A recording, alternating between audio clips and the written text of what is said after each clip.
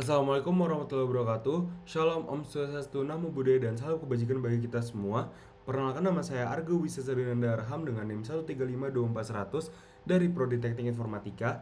Dan pada kesempatan kali ini, izinkan saya untuk mempresentasikan mengenai karya ilmiah yang telah dibuat oleh kelompok kami, yaitu kelompok 9 pada mata kuliah TTKI atau Bahasa Indonesia K64 yang berjudul Kondisi dan Perkembangan Olahraga Elektronik di Indonesia.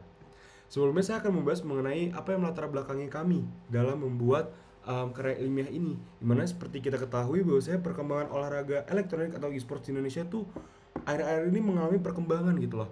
Dan dimana hal ini dapat terlihat dari lapangan pekerjaan, event-event, bahkan pengikutnya yang semakin meningkat. Kemudian juga sudah maraknya ya turnamen e-sports di Indonesia gitu loh. Bahkan seperti yang kita ketahui juga bahwasanya telah terdapat lembaga untuk mengawasi perkembangan e-sports di Indonesia, yaitu ESI atau Esports Indonesia, atau pengurus besar e-sports Indonesia yang kemudian disingkat sebagai PBSI. Dan hal ini semua bisa terjadi karena apa? Karena berawal dari perkembangan teknologi yang perkembangan itu sangat signifikan gitu loh. Kemudian kami juga memiliki beberapa pertanyaan atau rumusan masalah gitu loh. Yang pertama, bagaimana perkembangan e-sports di Indonesia secara umum? Kemudian apa saja hambatan maupun potensi dalam pertumbuhan industri e-sports di Indonesia? Dan kemudian apa solusi yang bisa mendukung kelancaran dan keberlanjutan perkembangan e-sports di Indonesia? Tujuannya jelas yaitu untuk menjawab rumusan masalah yang telah disebutkan sebelumnya.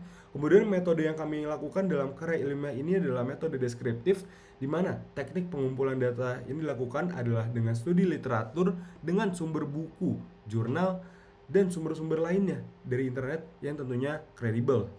Lantas apa olahraga elektronik itu?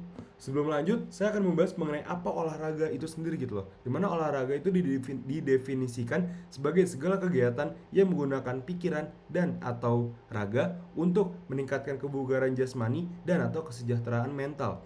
Dimana olahraga elektronik sendiri secara arti adalah olahraga yang menggunakan perangkat elektronik. Nah, hakikat dari e-sports atau olahraga elektronik ya dalam bahasa Inggrisnya, sebagai cabang olahraga itu menurut McCutcheon, Hitchens, dan Draken pada tahun 2018, itu permainan dapat dikatakan olahraga jika yang pertama, permainan tersebut adalah permainan keterampilan, kemudian keterampilan inti dalam permainan tersebut adalah fisik, kemudian permainan tersebut memiliki banyak pengikut, dan terakhir permainan tersebut sudah mencapai tingkat stabilitas tertentu. Lantas apa itu industri olahraga? Jadi industri olahraga itu merupakan kegiatan memproduksi dan atau mengolah barang atau jasa dalam bidang olahraga untuk menambah nilai pada olahraga.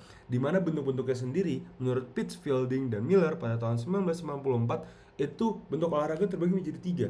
Yang pertama, sport performance segment, di mana di sini kata kuncinya adalah performa gitu loh, seperti penampilan olahraga, pendidikan olahraga, perusahaan olahraga, dan lain-lain. Kemudian yang kedua, sport production segment. Di sini kata kunci adalah production atau produk gitu loh. Seperti peralatan atau pakaian olahraga dan lain-lain. Dan yang terakhir adalah sport promotion segment. Di sini kata kunci adalah promotion atau promosi, seperti merchandise, promosi acara, media, dan lain-lain. Kemudian industri olahraga elektronik itu karir di bidang pengembangan game olahraga elektronik, organisasi dan keterampilan teknis, iklan, sponsor, dan pihak ketiga, penyiaran, dan atlet. Lantas kami juga membuat beberapa indikator untuk karya ilmiah ini, di mana indikator ini kami susun berdasarkan DBON atau Desain Besar Olahraga Nasional dalam Peraturan Presiden Nomor 86 Tahun 2021. Dan sini terdapat 9 indikator yang akan saya bahas seiring dengan membahas selanjutnya, yaitu bagaimana sih perkembangannya. Jadi untuk indikator yang pertama yaitu ramainya masyarakat yang aktif pada kompetisi elektronik. Jadi sebenarnya menurut Lius Andre, di mana Lius Andre ini merupakan ahli dalam bidang e-sports di Indonesia, Mobile Legends Bebeng atau yang kemudian disingkat MLBB itu adalah game yang paling populer dan dapat dijadikan tolok ukur utama perkembangan e-sports di Indonesia. Yang kemudian sebenarnya jika kita lihat by data gitu loh, pada Januari 2022 itu sebenarnya 94,5% pengguna internet di Indonesia tuh memiliki usia dengan rentang 16 sampai 64 tahun yang dimana ini aktif bermain game. Nah, untuk pemain MLBB sendiri tuh ini data per 2022 ya. Itu sekitar 90 juta gitu loh. Dimana 70 jutanya itu dari Asia Tenggara dan Indonesia sendiri itu mendominasi yaitu sekitar 34 juta. Seperti itu. Nah, kemudian indikator yang kedua adalah banyaknya festival dan kompetisi olahraga elektronik yang terlaksana di wilayah Indonesia. Di mana Indonesia sendiri itu memiliki dua turnamen papan atas ya untuk tingkat nasional. Yang pertama adalah Liga Esport Nasional oleh PBSI, dan yang kedua adalah MPL atau Mobile Legends Bang Bang Professional League Indonesia oleh Muntun. Nah, untuk tingkat internasional itu terdapat World Esports Championship oleh IESF di Bali pada tahun 2022 yang lalu. Dan untuk tingkat provinsi dan kabupaten atau kota itu sebenarnya banyak yang belum resmi gitu loh penyelenggaranya. Yang padahal seharusnya itu dilaksanakan oleh SI provinsi seperti itu. Kemudian indikator selanjutnya adalah fasilitator dan instruktur yang mumpuni dan sesuai kebutuhan. Di mana beberapa sekolah tuh telah memiliki ekstrakurikuler e-sports di sekolahnya masing-masing. Bahkan beberapa perguruan tinggi tuh telah memiliki tim e-sports sendiri gitu loh.